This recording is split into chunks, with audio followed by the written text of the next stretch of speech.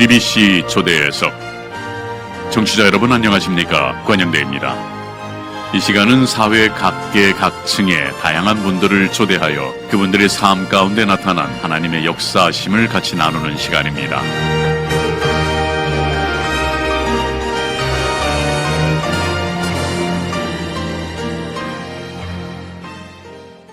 애청자 여러분 안녕하십니까? 오늘도 본 미주복음방송과 함께 해주셔서 대단히 감사합니다.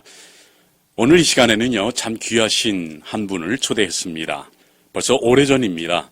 1897년 미 선교사 베이어드 박사에 의해서요, 평양의 문을 열어서 그 이후 그야말로 대표하는 기독교 대학교로서 성장 발전해온, 여러분도 잘 알고 계시는 우리 한국의 숭실대학교의 제14대 황준성 총장님 모셨습니다. 안녕하세요. 네, 반갑습니다. 또 이렇게 초대해 주셔서 감사합니다. 네, 반갑습니다, 총장님. 우선 이렇게 바쁘신 가운데도 우리 본 방송국을 찾아주셔서 감사하게 생각을 하고요. 지금 방송을 청취하고 계시는 우리 모든 청취자분들께요, 인사 말씀을 좀 부탁드리도록 하겠습니다. 네, 저는 우리 미주에 계신 우리 한인 동포들께 먼저 주님의 이름으로 문안 인사를 드립니다. 방금 우리 앵커께서 소개해 주신 것처럼 저희 숭실대학은 지금으로부터 123년 전 미국인 베이어드 선교사에서 저 북한 땅 평양에 세워진 이 땅의 최초의 4년제 기독교 대학입니다. 네. 이러한 역사와 전통만을 자랑하는 대학이 아니라 일제강점기인 1938년 일제는 대한민국의 모든 대학들에게 신사참배를 강요하였습니다. 네.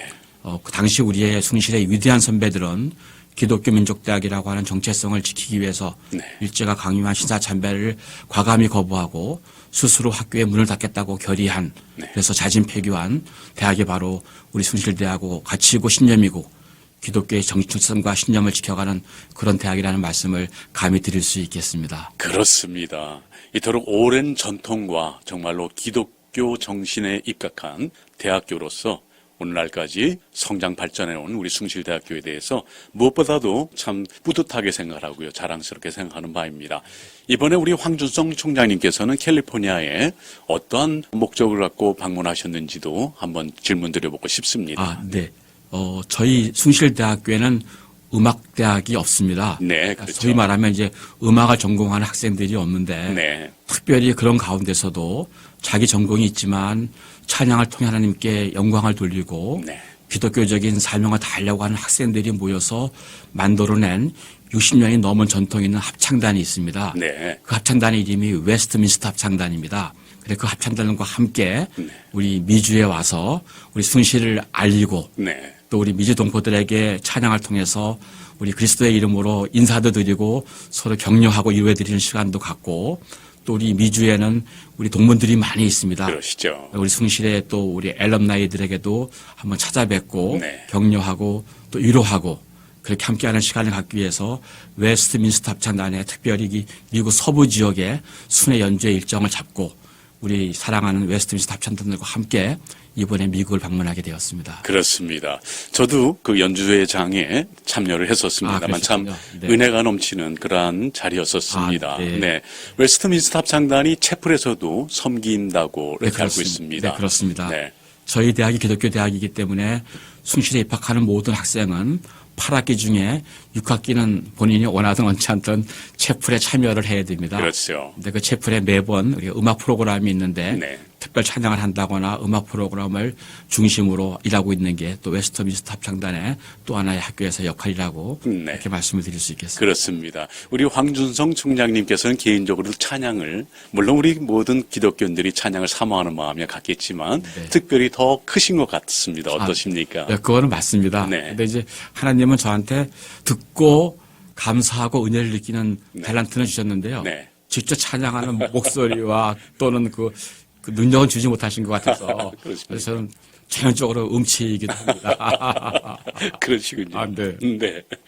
원래 우리 총장님께서는요, 우리 숭실대학교 동문이시기도 하세요. 예, 그렇습니다. 네. 네. 남다른 또 숭실대학교에 대한 애정이 크시리라 생각이 듭니다. 예, 그렇습니다. 네, 제가 숭실대학교하고 인연을 맺은 게 1974년입니다. 그러시군요. 당시 숭실대학은 잠시 학교 규명이 숭전대학교로 있을 때가 있었습니다. 네. 저는 그 당시 이제 숭전대학교 74학번 경제학과에 입학을 했고요. 네. 그리고 졸업을 하고 군대 갔다가 네. 또 이미 학교 때부터 좀 공부를 좀 더 하고 싶었습니다. 예, 그러시군요. 유학의 꿈을 키웠고 그리고 이제 제대를 하고 독일로 유학을 갔었습니다. 네. 독일에서 경작 박사 학위를 마치고 네.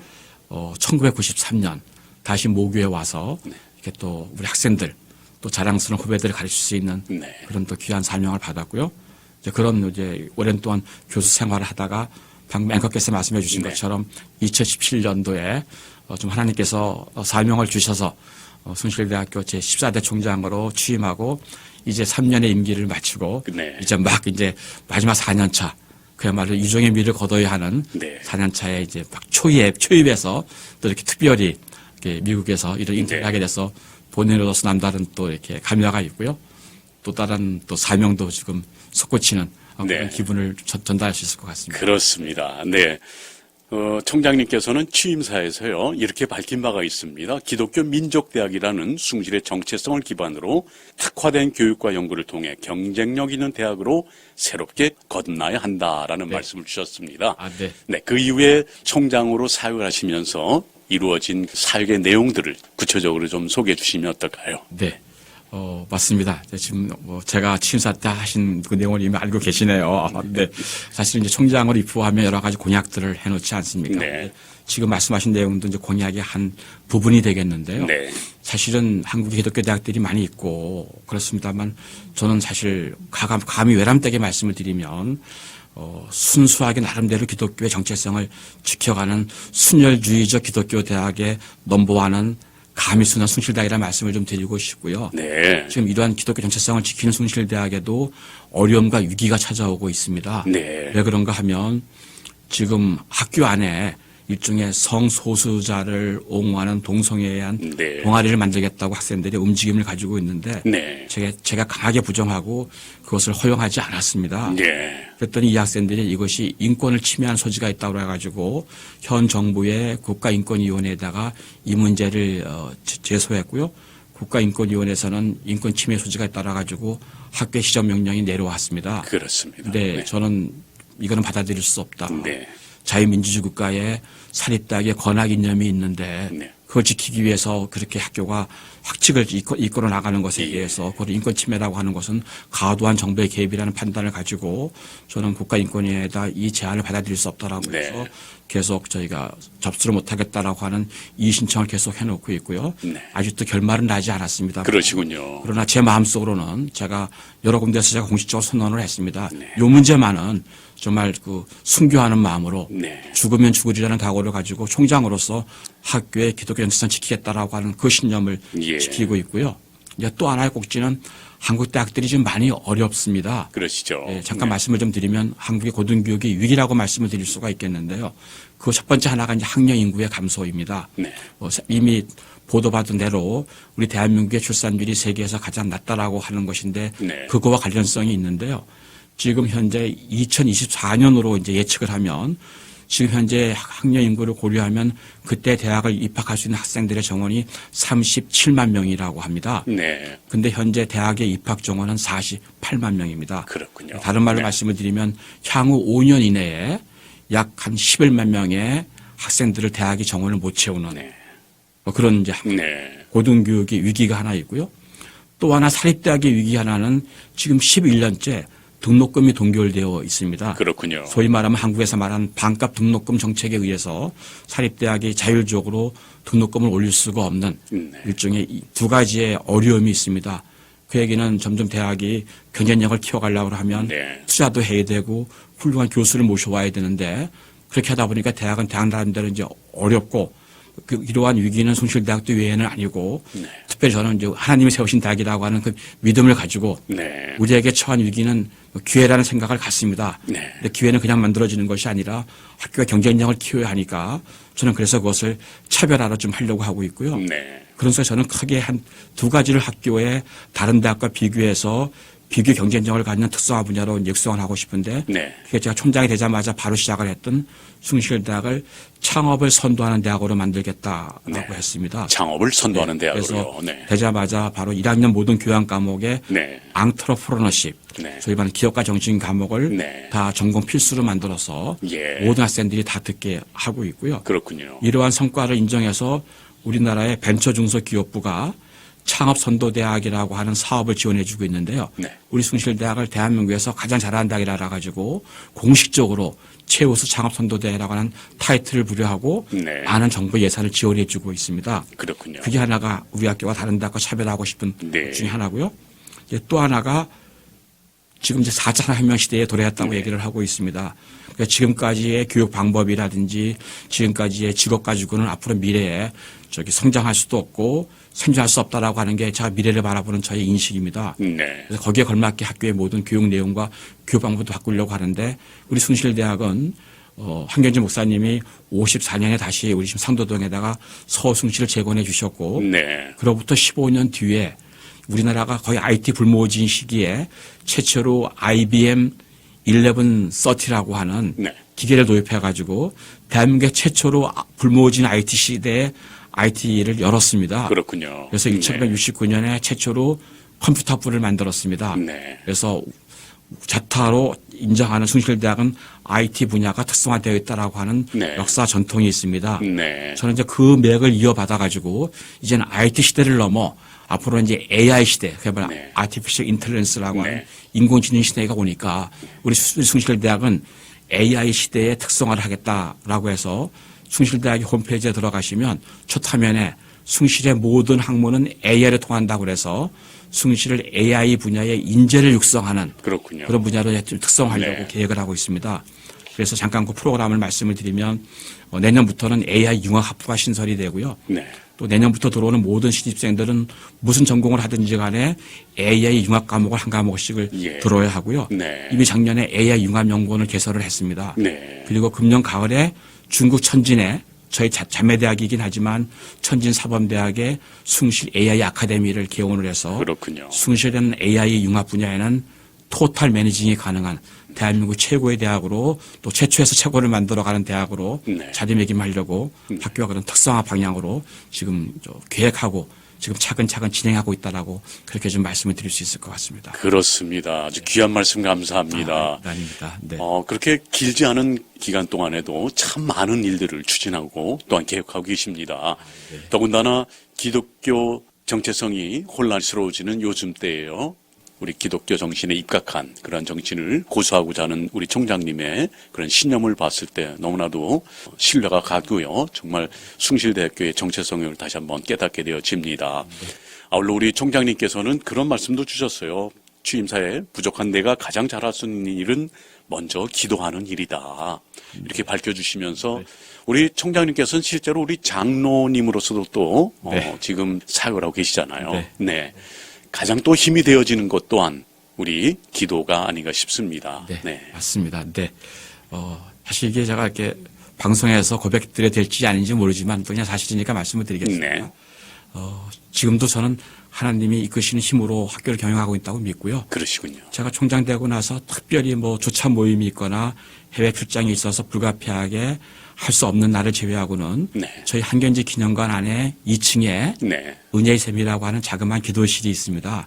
항상 총장 집무실로 가기 전에 네. 저는 제일 먼저 그곳으로 출근을 합니다. 그렇군요. 그리고 꼭 10분, 15분 정도의 짧게 하나님으로부터 나름대로 음성을 듣습니다. 그렇군요. 그렇지 않고서는 제가 이 힘든 시기에 학교를 경영할 수 있는 능력이 없다라고 판단하기 때문에 그래서 매일 기도로 하고 있습니다. 네. 그리고 이것도 사실 솔직한 고백이지만 제가 임기가 끝나면 하려고 했던 고백이었는데 오늘 처음으로 우리 네. 복음방송에서 고백을 하게 되는데 저는 숭실대학의 총장이라고 한 번도 생각하지 않았습니다. 그러시군요. 숭실대학의 총장은 하나님이십니다. 네. 저는 하나님께서 저한테 4년간에 하나님이 여호수아와 모세와 많은 주의 일꾼들을 키워나가듯이 저한테 4년 동안 숭실을 맡기셨다고 믿고 있고요. 네. 그때 제가 하나님께 순실하게 충성된 종으로서 네. 정말 멋진 서번트 리더십을 발휘하겠다고 지금까지 그렇게 겸손히 섬기는 마음으로 네. 숭실 경영해 왔고요. 또 제 나름대로 이렇게 평가하면은 교만한 평가인지는 모르지만 한 3년간을 돌이켜 보면 어려운 한국의 고등교육 여건 속에서도 숭실히 이런 작은 성과들을 만들어내고 있는데 이게 바로 제가 한 게 아니라 바로 이 기도에 응답하셨던 네. 살아계신 하나님께서 산 증거를 보여주고 계신다라는 것으로 확신하고 네. 그렇기 때문에 더더 하나님께 간절히 기도하고 네. 하나님의 도우심과 은총을 구할 수밖에 없다. 네. 뭐 이런 말씀을 드릴 수 있을 것 같습니다. 그렇습니다. 기도로 무장된 우리 황준성 총장님, 그와 더불어 우리 경제학을 공부한 네, 그렇습니다. 또 분으로서 이렇게 잘 접목된 우리 오늘날 총장으로서의 역할을 잘 감당할 수 있으리라 생각이 들고요. 또한 하나님께서 또한 기도에 응답하심을 또 믿습니다. 총장님께서는 또 이러한 비전을 밝혀주신 걸로 알고 있습니다. 평양에 모교 숭실대학교를 재건을 시작하신다는 이런 내용을 접했어요. 네, 그렇습니다. 네, 참 정말 의미 있고 참 도전이 되어지는 그러한 프로젝트가 아닌가 싶은데요. 네. 이 내용도 조금 좀 소개해 주시겠습니까? 네. 사실은 제가 총장 되는 첫 해, 그때가 이제 2017년이고 숭실 건학 120주년입니다. 네. 그래서 그때 제가 학교를 좀 더 한 단계 좀 차원 높은 대학으로 좀 발전시켜 주겠다고 하는 목표와 비전을 가지고 소위 숭실 4.0이라고 하는 네. 또 다른 숭실의 100년을 내다보고 숭실 비전 선포를 하였습니다. 네. 이 비전에 크게 5가지 목표가 있는데 이제 그 중에 하나가 이제 평양 숭실 재건을 하겠다는 계획이었습니다. 우리 본향으로 간다는 네. 거고요.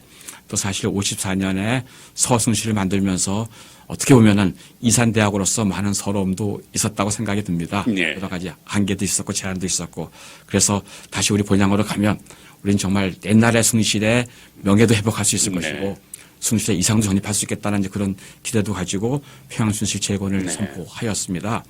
그리고 그런 계획하에 학교 안에 평양숭실 재건 추진 2호회를 설립을 했고요. 그러시군요. 그리고 연구산하 부총장을 평양숭실 재건 추진단 단장으로 임명을 했고요. 네. 오늘 저와 같이 동행한 대협력실장을 평양숭실 재건 추진단 부단장으로 임명을 해서 그렇군요. 좀 차근차근 준비를 해나가고 있습니다. 네. 여러 가지 많은 어려움도 있지만 저는 분명히 하나님의 때에 하나님의 방법으로 통일이 이루어지면 저희들의 염원은 이걸 기도를 통해서 분명히 평양에 저희 숭실이 회복될 것이라고 믿습니다. 네.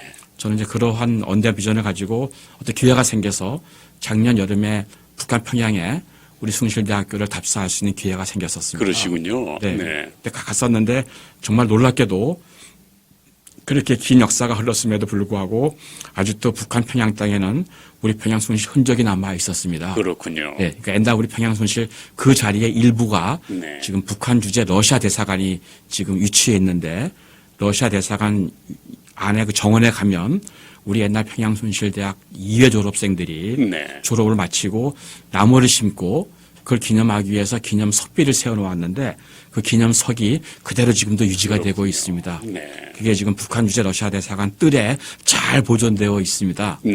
그래서 아마 왜 그런가를 따져보면 그리고 그 세레모니 사진을 거기서 보여줬는데요. 그때 북한의 내무성 부상까지도 참석을 해서 네. 북한 주재 러시아 대사관과 함께 그 제막식을 가졌었는데 아마 그런 배경 속에는 그 현재 김정은 위원장의 증조 할아버지 되시는 김영직 씨가 네. 저희 평양 숭실 졸업생이기도 합니다. 그렇군요. 또 새로운 사실입니다. 백두혈통이라고 하는 그것 네. 때문에 네. 북한에서는 우리 평양 숭실을 무시하지 못하고 그렇게 잘 우리를 온전히 보호해주고 있는 것이 아닌가 네. 저는 그런 생각도 받고 또 다른 희망과 비전을 바라보는 그런 계기도 되었습니다. 그렇군요. 평양 분교와 서울 본교가 네. 이후에는 서울 분교와 평양 본교로 바뀔 수 있는 그날까지 그렇게 좀 꿈꾸고 네, 그렇군요. 기도하고 있습니다. 네. 정말 많은 도전이 되어지는 내용이 아닐 수가 없기에 또 질문을 드렸습니다. 이러한 평양의 본교를 재건한다는 의미가 우리 기독교인들에게는 또 남다른 복음으로의 통일에 더욱더 불을 비킬 수 있는 의미가 있다고 생각이 되어져요. 네. 네. 맞습니다. 그 당시 저희 평양 순실 선배들이 그 신의 선배도 거부할 정도로 네. 뜨거운 기독교 열정이 있었고요.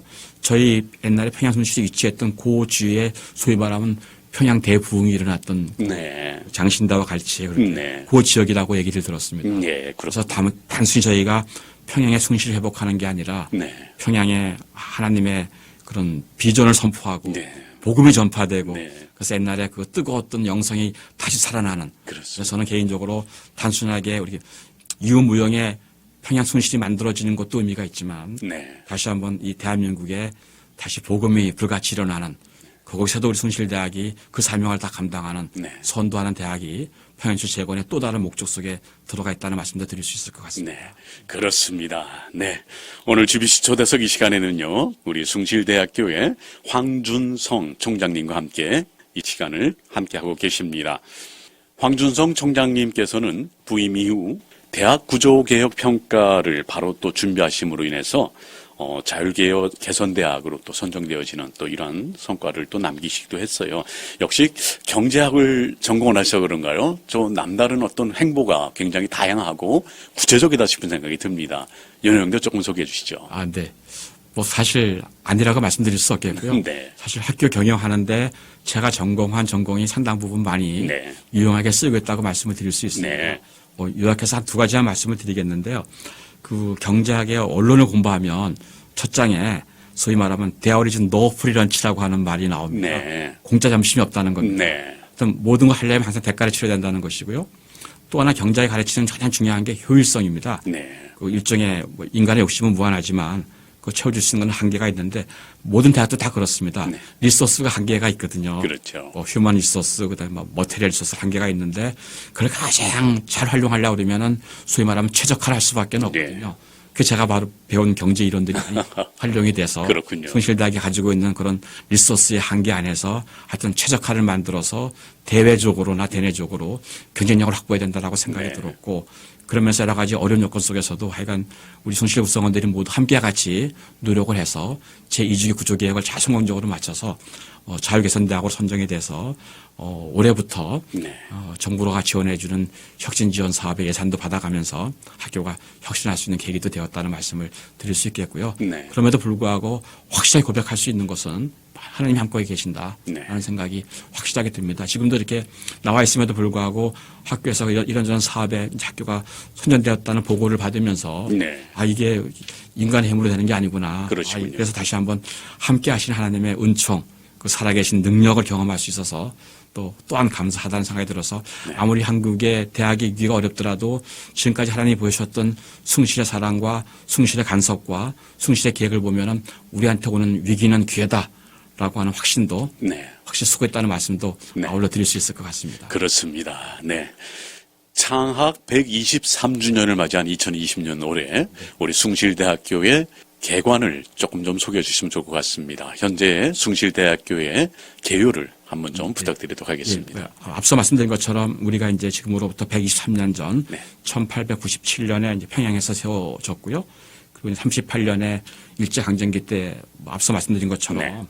쉬운 결정이 아니지만 하여튼 우리 숭실의 위대한 선배들이 기독교 민족대학이라는 전체성을 지키는 것이 학교를 유지하는 것보다 훨씬 가치 있다고 판단을 네. 해서 자진을 폐교했고요. 네. 그래서 약 16년간의 단절된 역사가 있었습니다. 네.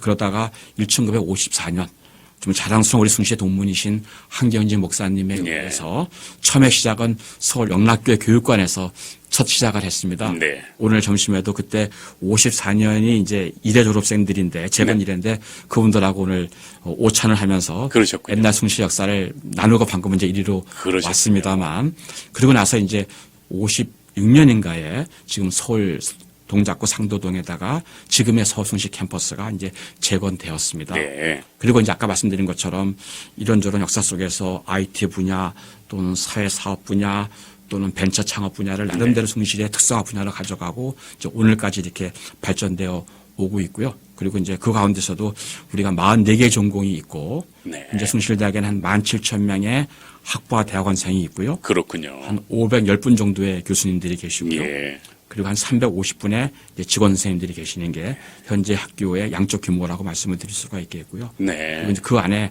아까도 말씀드린 것처럼 어떠한 경우에도 숭실대학의 기독교 정체성은 반드시 지킬 거다. 그 무엇과도 바꿀 수 없는 네. 숭실의 사명이다라고 말씀을 드릴 수 있겠고 그뿐만이 아니라 미래 인재를 육성해야 되는 또 대학 교육의 사명이 있으니까 네.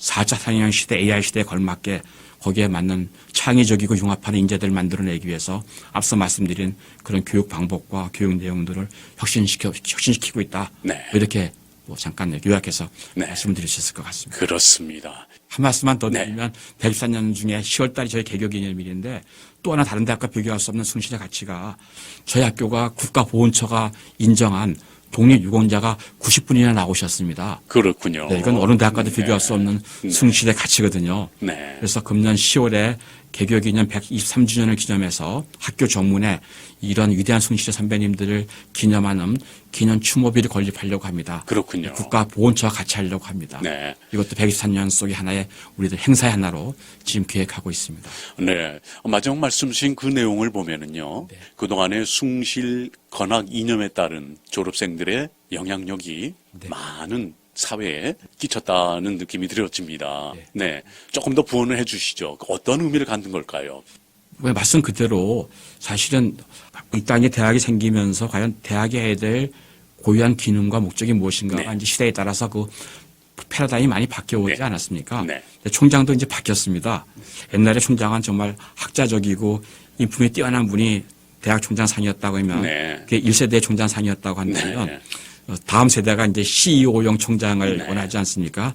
기업 경영과형 네. 총장인데 저는 총장 입후보하면서 저는 CEO용 총장이라기보다는 CFO용 총장이 되겠다고 선언을 네. 했습니다. 네. 그것은 Chief of Fundraising Officer라 가지고 요즘 대학이 재정적으로 지원되지 않으면 그러시죠. 키워갈 수 없습니다. 그래서 이제 열심히 모금을 하는 네. 총장이 되겠다라고 해서 열심히 하고 있습니다만 그렇게 쉬운 일은 아니고 네. 그런 이제 물량적인 의미도 중요하지만 결국 이제 이 가치고 밸류라는 것이죠. 네. 아무리 대학이 해야 될 역할과 사명과 이런 게 바뀐다고 하더라도 대학은 대학이 지켜야 할 특별히 숭실대학에 부여된 하나님의 사명은 단순하게 기능적으로 기능하는 학생들을 키워내는 것이 아니라 무엇보다 first 국가, 무엇보다 국가와 민족 네. 그리고 하나님의 사랑을 전하는 거라는 생각이 들어서 그런 면에서 우리 90분의 독립유공자가 나왔다라고 하는 사실은 아무리 시대가 바뀌어도 나와 나 개인의 이익보다는 나라와 민족과 국민을 먼저 생각하는 교육을 먼저 해야 된다라고 하는 네. 숭실의 권하 개념인 진리와 봉사, 배운 지식을 궁극적으로는 서비스로 봉사로 해야 된다라고 하는 그런 것이 거기에 아우러져 나타나고 있는 숭실대학의 하나의 결과가 아닌가 네. 저는 그렇게 평가를 하고 싶습니다. 네, 그렇군요. 네. 네. 귀한 말씀 감사합니다. 아울러 총장님께서 숭실대학교의 비전과 과제에 대해서 미래 세대 통일 교육을 선도하는 대학으로 또 만드는 데 목표를 두고 있다. 이렇게 밝혀주신 바가 있습니다. 네. 미래 세대 통일 교육을 선도한다. 네. 이 말에 대한 내용도 조금 더 네. 부탁드리겠습니다. 이것도 대한민국에 많은 대학들이 있지만 숭실대학에 부여된 또 하나의 시대적 사명이라고 생각이 되어집니다. 네. 앞서 모두에 말씀드린 것처럼 이 남한에 내려와 있는 이산대학으로서의 우리 본향을 돌아가고 싶은 그 통일이 돼야지만 전자가 될 수 있는 거기 때문에 그래서 우리 학교에서는 그 통일에 관련된 이런 특별한 교육 프로그램을 가지고 있습니다. 아, 그러시군요. 이게 또 통일부가 인정을 해서 네. 저희 숭실대학을 통일선도대학이라고 네. 지정을 해주고 있는데요. 학교 내 특별한 통일교육 프로그램은 입학하는 모든 새내기들에게 1학년 때 한반도 평화와 통일이라고 하는 과목으로 통일교육을 다 시키고 있습니다. 그렇군요. 네. 네. 그리고 더더욱 특별히 놀라운 사실은 저희도 문경이라고 하는 곳에 숭실 통일 연수원이 있습니다. 네. 통일 리더십 연수원이 있어가지고 학생들이 한 학기 동안에 배우는 이 한반도 평화 통일이라고 하는 필수 과목 속에서 저기 내려가가지고 네. 또 통일이라고 하는 합숙 훈련도 받고 연수도 하고 있습니다. 그래서 네. 학생들이 들어가기 전에 통일 인식을 조사한 설문조사와 연수가 끝나고 났을 때 답을 보면 네. 통일에 대한 인식과 생각들이 그러시겠죠. 많이 달라지고 네. 있고요. 이거 외에도 학교 안에는 평화통일연구원이 있고요. 또 대학원의 기독교 통일 지도자 훈련센터에서 미래의 통일 지도자를 키우는 또 석박사 프로그램이 또 운영이 네. 되고 있습니다. 네. 그리고 또 한 학교 안에 숭실 통일재단이라고 그래서 네. 숭실대학의 통일 프로그램을 지원해주는 또 재단도 설립되어 있는 게 숭실대학의 통일을 지향하는 시스템이고 또 그게 구조라는 말씀을 드리게 됩니다. 왜 이렇게 해야 되냐 하면 우리가 꼭 평양에서 출발해서가 아니라 우리의 소원은 통일일 수밖에 없고 그렇습니다. 그런데 어느 대학보다도 우리한테는 그런 역사적 사명이 부여되어 있고 그런 사명을 우리 하나님이 주신 책무라고 인식을 해서 그 학교 교과과정 안에 녹아내리고 있고 네. 지금 그렇게 해서 지금 미래를 향해서 통일교육을 시키고 있다 이렇게 말씀을 좀 드릴 수 있을 것 그렇습니다. 이러한 그 학군에 따라서 국가 유공자들의 그렇게 많은 분들이 배출되었다는 것도 가히 짐작할 수 있는 내용이 아닐까 싶습니다. 네. 네, 그렇습니다. 정말 국가가 필요로 하는 그리고 또한 우리 교회가 필요로 하는 인재들이 더욱더 배출이 되길 소망하게 되어집니다. 네, 감사합니다. 네. 아울러 우리 총장님 개인적인 질문 좀 드리기 원하는 것은요. 우리 총장님의 어린 시절에 특별히 기독교 집안의 배경을 안고 태어나셨는지 성장하셨을 때 과정은 어떠셨는지 궁금해집니다. 네. 저는 모태신앙입니다. 그러시군요. 근데 이제 보통 한국에서는 모태신앙을 좀 항상 네. 미지근하다라 가지고 이제 모태신앙이라고 하는데 그렇죠. 한때 네. 그런 신앙을 많이 가졌었습니다. 네. 사실 제가 숭실대학과 인연을 맺은 것도 신앙적인 배경이거든요. 네. 그래서 저는 기독교 집안에서 태어났고 저희 부친도 장로셨고요. 네. 또 장인어른도 목사시고요. 그러시군요. 또 처남도 지금 목사를 하고 있고요. 네. 그렇게 이제 성장을 쭉 했습니다. 근데 하나님이 저를 순실로 보내셨던 것이 지금 생각해 보면 자문에 나오는 사람이 자기의 생각으로 그 자기의 길을 계획할지라도 그 길을 인도하심을 하나님이시라는 고백이 네. 제가 먼 훗날 이제 고백이 될 수 있었습니다. 네. 제가 고등학교 때 공부를 좀 곧잘 했거든요. 네. 그래서 이제 우리 또 다른 대학을 가고 싶었는데 네. 안 되더라고요. 네. 그래서 이제 지금 생각해 보면 이 하나님이 세상적인 명예를 얻는 것보다는 또 다른 길을 가시기 위해서 저를 훈련시키기 위해서 당시 이제 1974년 상도동에 있는 숭전대학으로 보내셨던 것 같고요. 그렇군요. 그때 제가 와서 한 1년 동안은 원치 않은 대학에 왔다라고 하는 일종의 패배감, 네. 좌절감으로 상당히 소극적이었어요. 근데 그때 채플에 들어가면서 네. 또 그때 당시에 이사장님이 김형남이라고 하는 이사님이 계셨는데 네. 입학시 때 해주신 말씀이 아주 감동적이었어요. 여러분 숭실대학에 참 잘 오셨습니다. 다른 대학은 기성복을 만드는 대학이라면 우리 숭실대학은 그때 규모가 좀 작았거든요. 네. 우리 숭실대학은 한 사람 한 사람에게 맞는 맞춤복을 만들어내는 대학입니다. 네. 그게 저한테는 네. 가슴이 와닿았고요. 그리고 체프에 들어가면서 그때부터 제가 이제 소명을 느끼게 되면서 한 1년 지나고 2년 지나면서 이제는 내가 왜 숭실에 왔어야 되는 게 아니라 자랑스러운 숭실로 자리매김하면서 시간과 역사가 가면서 그리고 이제 모든 공부를 마치고 숭실대학의 모교의 교수로 오면서 정말 저는 이제 뼛속까지 숭실이 됐다라고 하는 생각이 들고 누가 뭐래도 저한테는 대한민국 최고의 대학이 그렇군요. 숭실대학입니다. 그렇군요. 그래서 지금은 정말 어느 대학과도 비교할 수 없는 숭실대학 보내 하나님께 감사를 하고 그 하나님이 여기 총장이라는 자리까지도 저를 이끌어 주신 게 아닌가. 네. 그래서 저를 숭실에 보내셨을 때 하나님이 언대하신 계획은 혹시 여기까지 계획하신 것이 아닌가 그렇군요. 라는 생각도 감히 어떻게 신앙적으로 해볼 수 있습니다. 아멘. 네. 그렇군요. 그렇다면 우리 총장님께서는 대학교 입학 이후에 채플 시간에 주신 말씀을 통해서 또 새롭게 회심이 이루어졌다고 볼 수 네, 있겠는데요. 그렇습니다. 그런 것 같습니다. 네. 그 이후에 우리 총장님의 신앙생활은 또 어떠셨는지 또 궁금하네요. 네. 이제 제가 뭐 성경 말씀 구조구조에 다 좋지만 제가 특별히 사랑하고 좋아하는 성경 말씀이 데살로니가전서 5장 16절 말씀이거든요. 네. 항상 기뻐하라, 쉬지 말고 기도하라, 범사에 감사하라. 또 이 삶이 어떤 기독교적의 매일매일의 기본적인 삶이지 않을까. 네. 우리가 보통 환경 영향을 많이 받지 않습니까? 기쁠 때만 기쁘고 슬플 때는 또 우울해하고 염려하고 걱정해야 되는데 사실 이렇게 외람 때 말씀이지만 인생을 이렇게 해고해 보면 내가 계획하고 내가 염려한다 해결되는 게 아무것도 없더라고요. 네. 그래서 이제 시간이 가면서 또 신앙이 성숙해 가면서 이렇게 전적으로 모든 것을 하나님께 맡기는 삶이다. 네. 라고 생각하고 그 세 가지 말씀에 은혜받아서 삶을 살면 이건 어떠한 경우에서도 늘 승리하는 삶이 될 수 있다. 네. 그런 생각이 들어서 지금도 학교 경영하다 보면은 늘 뭐 긍정적이고 또 쉬운 일만 있는 게 아니라 어려움도 있고 많이 그렇습니다. 있는데 그럴 때마다 염려하기보다는 지금까지 나를 인도하셨던 하나님의 인도하심을 보면 또 자신이 생기고 확신이 생기고 네. 또 거기에 소망이 생기고 네. 그렇게 살아왔다는 말씀을 드릴 수 있습니다. 그래서 지금 생각해 보면 전 전공을 경작을 했다고 말씀드렸잖아요.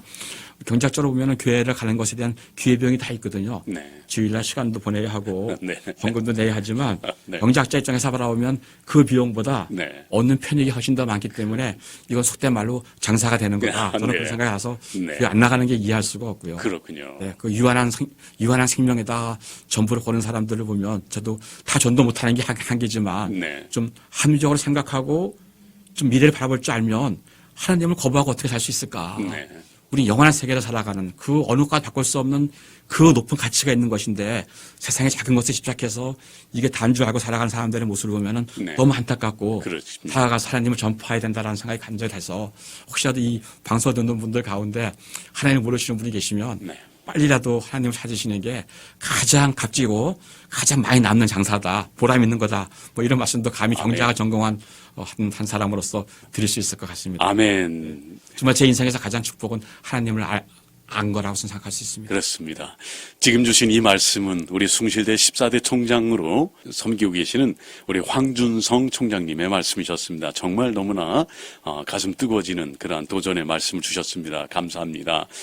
아울러 총장님, 우리 숭실대 학생들 또한 오늘날의 차세대, 청년 세대들이 안고 있는 여러 가지 어려움이 있으리라 생각이 듭니다. 네. 취업 준비부터 비롯해서 그 세대들만이 갖고 있는 많은 어려움이 직면해 있는 것을 우리가 충분히 알고 있는데요. 학생들을 비롯한 차세대들에게 우리 총장님으로서 주시고 싶은, 권해주시고 싶은 말씀이 있으시면 한번 이 시간에 부탁드려보겠습니다. 네. 이거는 뭐 우리 숭실대학의 재학생들한테 늘 하는 얘기지만 거기에 국한되지 않고 미래를 살아가는 청년들에게 해줄 수 있는 이야기 같긴 합니다. 사실 오늘날 청년들 세대가 한국에서는 소위 말하면 옛날에는 3포 세대라는 말이 나왔습니다만 요즘은 그 포기할 수 있는 게 세 가지만이 아니고 요즘은 이제 M포 세대라는 말이 나올 정도로 청년들을 바라보는 어떤 기성인으로서 상당히 안타까움과 연민의 정이 많이 듭니다. 그럼에도 불구하고 이들에게 걸 수 있는 기대는 꿈꾸고 도전하는 겁니다.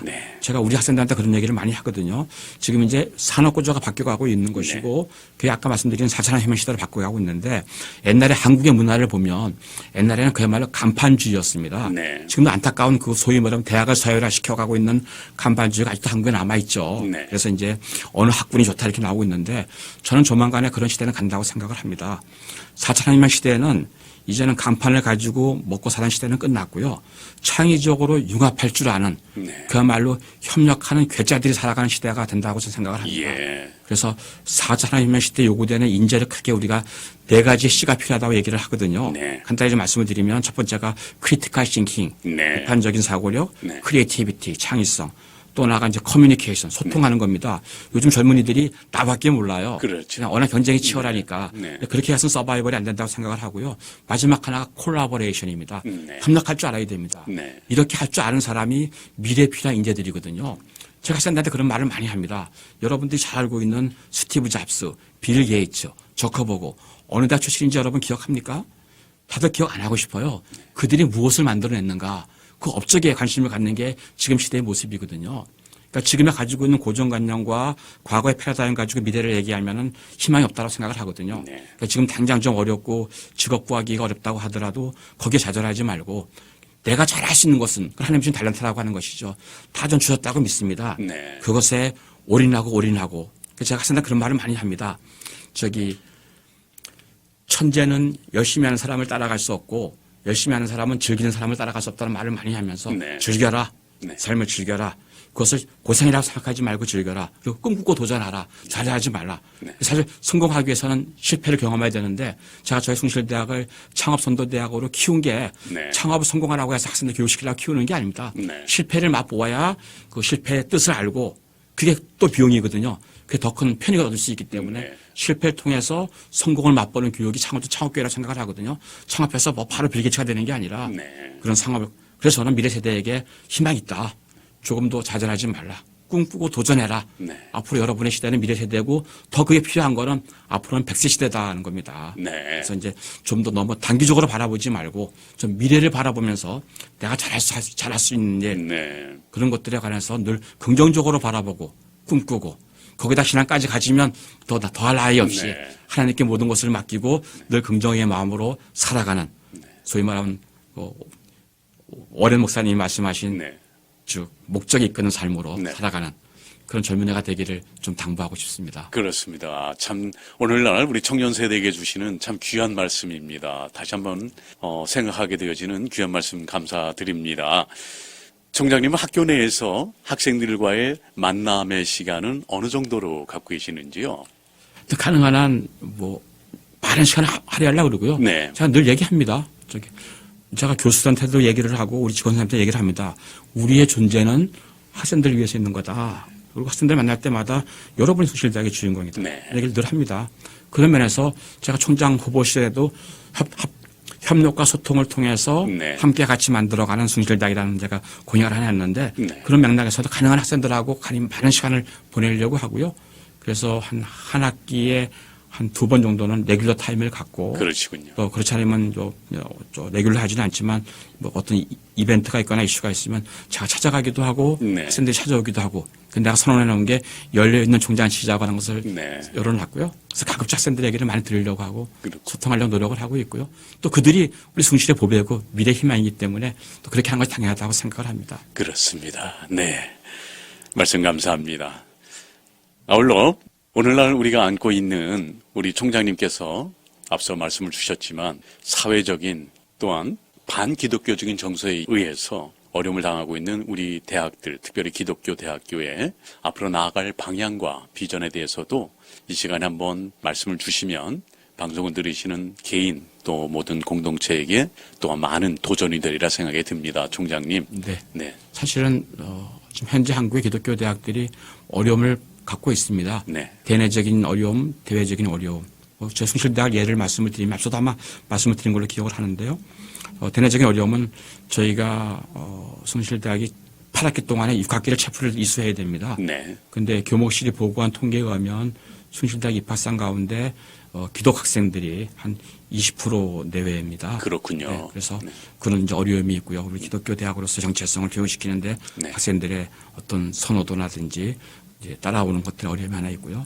이제 또 하나는 이제 방금 말씀드린 대로 숭실대학 기독교 정체성을 지키기 위해서 여러 가지 이제 제약하는 것들이 있는데 그런 요인들이 인권을 침해한다라고 이제 네. 인권위에다가 제소를 하고 네. 또 현 정부의 인권위원회는 그것이 인권 침해가 있다라고 해서 학교 시행 명령을 내려오고 있고요. 지금까지 저는 계속 받아들일 수 없다라고 해서 학교는 이의 신청을 계속 해나가고 있고 네. 아직도 지금 진행 중에 있습니다. 다만 저는 우리 숭실대학이 남한으로 피난 와서 정말 대한민국의 인류대학이라고 평가를 못 받고 있는 것이 안타깝긴 하지만 그럼에도 불구하고 세상에서 평가하는 잣대로는 숭실대학을 인류로 자리매김하지 못한다고 하더라도 이 총장인 저한테는 그 어느 것보다도 가장 대한민국에서 기독교 정체성 교육이 살아있는 대학 네. 그 숭실대학이라고 하는 그것만은 숭실대학이 대한민국 최고라고 하는 그 명성은 제가 꼭 지켜가겠다고 하는 네. 저 총장의 영순위의 사명입니다. 네. 그래서 제가 이 부분에 대해서는 어떤 어려움과 환경이 처한다 할지라도 끝까지 지켜내리라고 하는 정말 죽으면 죽이리라고 하는 네. 그런 순교의 마음으로 우리 숭실대학의 기독교 정체성을 더 강화시키고 하나님의 뜻에서 하나님이 숭실대학 세우셨던 그 고유한 사명을 미래 인재를 양성하는 네. 기독교적인 인재를 만들어가는 그것은 제가 반드시 지켜내리라는 네. 그런 말씀도 드리겠습니다. 그래서 네. 한국의 기독교 대학들은 어려움이 있지만 그거는 반드시 기도하면서 지켜가야 할 우리의 사명이다. 저는 그렇게 말씀을 드릴 수 있을 것 같아요. 그렇습니다. 무엇보다도 기독교적 정체성을 유지하고 또한 거기에 대한 남다른 또 확고한 신념을 갖고 계시는 우리 황준성 총장님의 모습을 또한 우리가 볼 수 있겠습니다. 이제 남아있는 임기 기간 동안에 우리 총장님이 추진하고자 하는 또 이루고자 하는 계획과 비전도 밝혀주시면 감사하겠습니다. 네. 사실 이제 1년이 남았기 때문에 사실 뭐 새롭게 한다 뭐 이런 거는 사실 이제 어렵습니다. 네. 소위 말하기 좋은 상투적인 표현으로 이제 유종의 미를 거두는 네. 남아 있는데요. 이제 그럼에도 불구하고 해야 할 일이 너무 많아서 네. 남은 임기 1년 동안은요. 학교 안에 조금 필요한 이제 구조 개혁을 좀 할 생각이고요. 네. 또 제 이제 여건이 가능한 범위 내에서 할 생각이고요.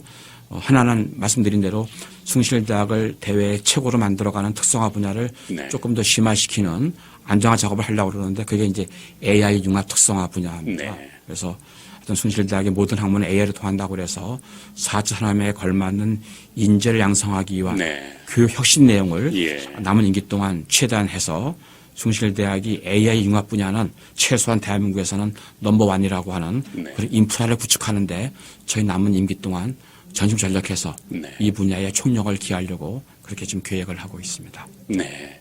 AI 융합 분야 네. 우리 청취자분들의 이해를 위해서요. 조금만 더 쉽게 풀이해 주신다면 어떨까요? AI는 그 네. 소위 말하면 이제 Artificial Intelligence의 약자를 보통 우리가 네. AI라고 이야기를 하고 인공지능입니다. 네. 저는 그렇게 미래를 예측합니다. 제가 여행 중에 책도 한 권 들고 와서 읽고 있는데요. 네. 그 책이 이제 미래를 예측하는 책인데 그 책에 의하면 2062년이 되면 그 책의 저자가 예측한 해입니다. 네. 그때는 기술이 인간을 앞서간다는 겁니다. 네. 그리고 우리가 보통 이제 싱글레러티라고 하고 한국말로 특이점이라고 번역이 되어 있습니다. 네. 우리가 우리의 필요해서 만들어 놓은 AI 로봇이 인공지능 인공지능 기술이 우리 인간의 능력을 넘어선다는 거죠. 네.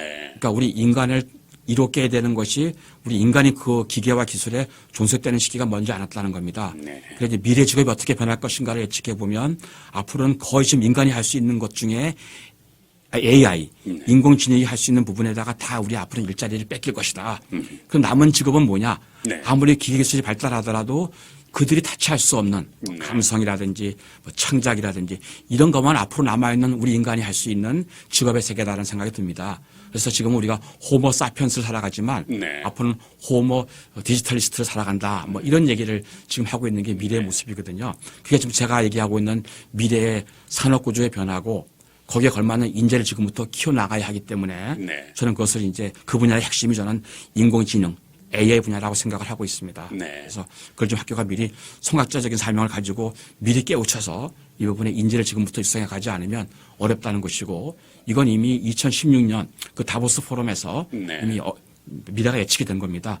그때에 의하면은 금방 그 얘기를 한 사람의 이름이 기억이 안 나는데요. 네. 앞으로 향후 한 10년 안에 720만 개 일자리가 없어지고 네. 200만 개 일자리가 생긴다는 것이고 그리고 지금 초등학생들이 대학을 마치고 취업을 하려고 그러면 그들은 지금 60%가 없는 일자리를 경험할 거라는 겁니다. 네. 최근 한국에서 어떤 통계가 나왔는데 네. 옛날에는 가장 가고 싶어하는 직업군을 따지면 뭐 의사, 변호사 이러겠는데 요즘 초등생한테 가장 하고 싶은 직업이 뭐냐고 그러면은 우선순위가 유튜버라고 하는 겁니다. 네. 이렇게 지금 이제 미래에 대한 직업 구조가 변하고 있습니다. 저는 그 중심에 인공지능 AI, 뭐 빅데이터, 기술을 따지면 5G 네. 이런 것들이 앞으로 미래를 이끌어갈 핵심적인 어떤 지식의 원천일 것 같아서 네. 그 대학들이 준비되지 않는가. 저는 우리 숭실대학이 IT가 명문이고 역사가 있기 때문에 네. 거기에서 이제 우리 AI, 인공지능을 특화시키는 대학으로 네. 남은 임기 동안 거기다 좀 역점을 두고 인프라를 만들어 가려고 계획을 하고 있습니다. 그렇습니다. 귀한 말씀 감사합니다. 창학 123주년을 맞은 우리 숭실대학교의 제14대 총장 황준성 총장님과 함께 오늘 GBC 초대석 진행하고 있습니다. 자, 이제 시간을 조금 좀 마무리하고요. 방송을 들으시는 우리 많은 청취자분들과 혹은 우리 숭실대에 관련되어 있는 동문들, 그 외 모든 분들에게 우리 총장님 마지막으로 총장님으로서 말씀을 좀 주시고 더군다나 기독교 대학의 정체성을 갖고 오늘날까지 신념 굳게 이끌어오신 분으로서 한 번 더 강조의 말씀 좀 부탁드리도록 하겠습니다. 네. 뭐 제가 감히 그렇게 말씀을 드릴 수 있는 자격이 되는지는 모르겠지만요. 요번에 우리가 웨스트민스터 합창단을 미 서부 연주회로 오면서 저도 연주의 주제를 정했습니다. 네. 그게 이제 희망을 만드는 사람이 되자라고 했습니다. 사실 요즘 21세기를 보면 상당히 희망이 이루어지는 네. 그런 시대인 것 같습니다. 근데 제가 감히 이런 말씀을 드리면 어떠한 환경과 여건 속에서도 우리는 희망의 끈을 놓치면 안 된다는 생각이 네. 듭니다. 그래서 오늘 저희들의 이 숭실대학의 자랑스러운 웨스트민스터 합창단의 미 서부 연주회가 정말 희망을 만드는데 일조하기를 기대하면서 같이 왔고요. 그래서 그 희망이 우리의 조국 대한민국뿐만이 아니라 이 미국, 저 북한 땅에도 희망이 넘쳐서 그리고 그 희망이 기독교인들에게 정말 영원한 하늘의 소망을 바라보는 그 희망으로 넘쳐서 네. 그 희망을 모르고 살아가는 많은 사람들에게 하늘의 복음을 전하는 희망으로 확대돼서 우리 모두 아무리 삶이 그대를 힘들게 할지라도 네. 그 러시아의 푸시킨의 시인의 말처럼 네. 슬퍼하거나 노하기 전에 끝까지 희망의 끈을 놓지 않는 그래서 긍정적이고 목적을 바라보며 희망의 삶을 살아가는 우리 모두가 됐으면 하는 그런 좀 외람된 그런 바람을 가져봅니다. 네, 감사합니다. 희망을 잃지 않는 우리 모든 청취자 여러분들 되길 다시 한번 소망합니다. 긴 시간 함께해 주신 우리 황준성 총장님 다시 한번 감사드리고요. 물론 우리 총장님 임기가 마치신 후에는 우리 총장님은 또 어떤 또 계획을 갖고 계신지 개인적인 좀 질문 좀 드려볼까요? 네. 사실 이제 제2의 인생을 살아야 되거든요. 네. 아직까지는 계획을 안 했고요. 그렇군요. 계획을 안 한 것 중에 하나는 내가 아무리 계획해도 이끄시는 분은 하나님이시더라고요. 그래서 지금은 사실 무계획이 계획이고요. 네. 다만 지금으로서는 한 6개월 정도는 총장임기가 끝나면 좀 쉬고 싶다는. 그러세요. 정말 네. 머리를 비우고 아무 생각하지 않고 네. 쉬면서 또 다시 하나님께서 남은 또 제2의 인생에 어떤 미션과 사명을 주실지를 기도하면서 기다리자. 네. 뭐 그런 생각을 가지고 있습니다. 그렇지군요. 네. 혹시 틈틈이 여유 시간에는 어떻게 보내십니까? 총장님 같은 경우에는요. 사실 총장이 되고 나서 제가 평교수였을 때는 토요일 날 네. 등산을 좋아하는 친구들 맺혀서 그러시군요. 네. 산을 오르는 게 건강을 지키는 일이었거든요. 네. 근데 총장이 되고 나서 한 번도 그 일을 하지를 그렇군요. 못했습니다. 그래서 감히 이제 뭐 쉴 때 어디 간다는 생각은 못 하고요. 그럼에도 불구하고 틈틈이 좀 잼이 생기면 네. 온통 머릿속에는 뭐 학교 생각밖에 없습니다. 그래서 그거조차도 이렇게 이제 또 너무 바쁘면은 네. 계획도 못하고 또 이렇게 설정을 못하거든요. 네. 그래서 이제 시간 날 때는 조금만 마음을 차분히 가라앉아 놓고서 한번 지금까지 해온 것을 점검해 보고 놓친 게 뭐가 없는지 또 내가 혹시 또 뭐 잘못한 게 뭐 없는지 이렇게 네. 체크하고 또 계획을 세우는 네. 그게 이제 틈틈이 시간 날 때 지금까지 제가 해오고 있는 그러시군요. 일의 전부라는 말씀을 드리겠습니다. 그러시군요. 그래서 하나님께서 아주 용케 그렇게 크게 건강에 탈이 없도록 네. 건강을 지켜주고 계셔서 그 또한 너무나 감사한 일이 아닐 수 없습니다. 네, 그렇습니다. 앞서 말씀 주셨지만 뼈까지 숭실인이라고 표현해 주신 우리 황준선 청장님 한 번 더 우리 숭실대학교를 홍보해 주시고요. 숭실대학교에 또 뜻을 두고 있는 분들에게 한번 좀 강조해 주시죠. 아, 네. 아유, 뭐, 너무 외람된 말씀인 것 같습니다. 뭐, 대한민국에 많은 대학들이 있고, 다 대학마다 설립 인연과 그 가치가 다 있습니다만, 뭐, 순실대 총장으로서는 그렇게 말씀드릴 수밖에 없을 것 같습니다. 대한민국이, 입시라든지 입시학원에서 여러 가지 지표들을 가지고 또 중앙일보라고 하는 언론사에서 대학을 정량적인 지표 통해서 평가를 하고 있지만, 우리 숭실대학은 그런 평가에 정말 휘둘리는 그런 약하거나 평범한 대학이 아니라는 말씀을 감히 드릴 수 있겠고요. 이 땅의 최초의 4년제 기독교 대학, 앞서도 말씀드린 것처럼 어느 대학도 할 수 없는 정말 기독교 대학, 민족대학 정체성을 지키기 위해서 스스로 학교에 문을 닫은 자진폐교한 애국 애족하는 대학, 그리고 기독교 대학으로서의 국가를 사랑하는 독립유공자를 90명이나 배출한 대학, 네. 그런 대학이 어떤 것과도 바꿀 수 없는 숭실대학의 가치고 신념이고 네. 숭실대학의 경쟁력이다. 이런 말씀을 드리고요.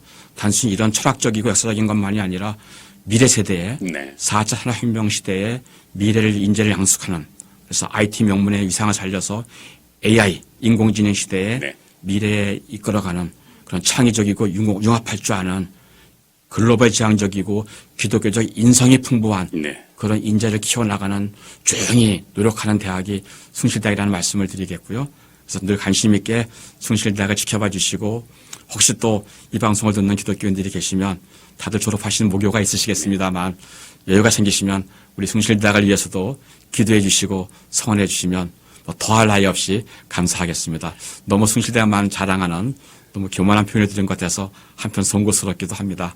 너그럽게 양해해 주셨으면 감사하겠습니다. 네, 감사합니다. 오늘 GBC 초대석 이 시간에는요, 우리 숭실대학교의 황준성 총장님과 함께 진행을 했습니다. 말씀 주시는 내내 기독교 정체성에 대해서 누구보다도 굳은 신념을 갖고 기독교 민족대학으로서 숭실대학교를 지금 이끌고 오시는 총장님의 모습을 볼 수 있었습니다. 다시 한번 바라기는요, 우리 숭실대학교가 우리 한국의 아니 세계의 기독교 민족대학으로서의 그 정체성을 잘 유지하고 보존할 수 있는 대학으로 발전되어지길 다시 한번 소망하게 되어지고요. 오늘 이렇게 귀한 시간 할애해 주셔서 대단히 감사합니다. 총장님. 네, 저도 감사합니다. 네. 고맙습니다. 네, 지금까지 GBC 초대석 이 시간 권영대였습니다. 함께해 주셔서 감사합니다. 다음 시간 다시 뵙겠습니다. 안녕히 계십시오.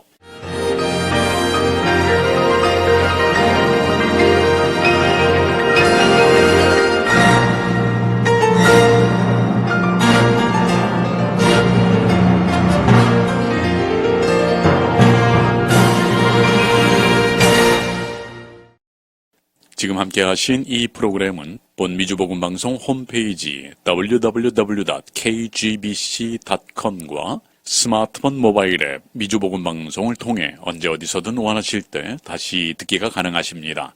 많은 청취 부탁드립니다. 예수 사랑하시